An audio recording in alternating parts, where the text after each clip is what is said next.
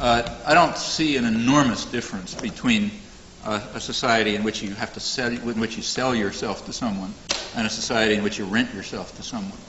I mean, they seem to me approximately equally inhuman. Well, we agree now, though we didn't 100 years ago on the first, that slavery is wrong. But there's another thing which in the old days used to be called wage slavery, which means that you rent yourself to somebody else in order to survive. It means that control over resources and production and investment is in the hands of a particular and rather small group of people, and everyone else has the choice of either dying or renting themselves to them more or less on their terms. That seems to me a totally intolerable form of human life. You know?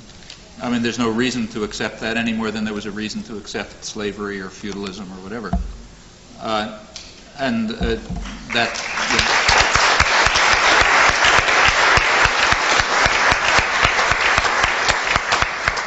Now, you know, how do you change that? Well, you try to change it through existing institutions. You probably fail, in which case you change the institutions, which are not graven in stone. You know, history hasn't come to an end.